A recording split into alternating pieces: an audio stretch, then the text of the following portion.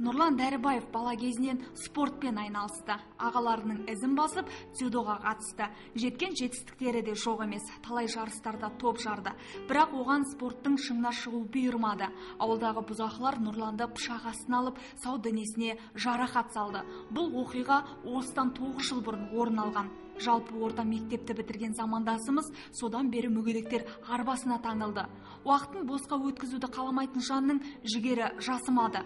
Алда атқарар жоспарларын жүйелеп, қолынан келер істі тапты.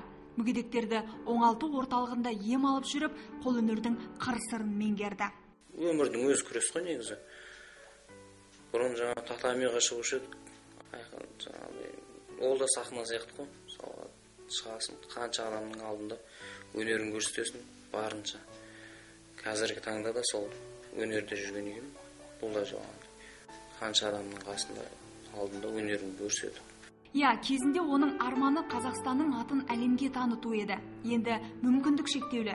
Дегенмен өмірге құштар жан қолөнерді дамытпақ, өскелең ұрпаққа үйретіп, ұстаздық етпек. Бұл Нұрланның ендігі арманы. Өнерпаз керемет ән салады. Ол орындайтын әндердің көбісі патриоттық тақырыпта. Құлақтың құршын қандырар әндер замандасымызға жігер сыйлайды.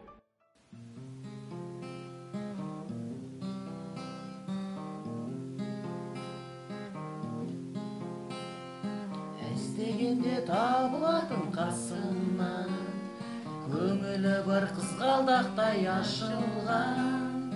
Көріспесең сағыныштан жүдейді, кім бар екен бала күнгі досыма. Жан досым, үстем болсын мерейім, әрқашан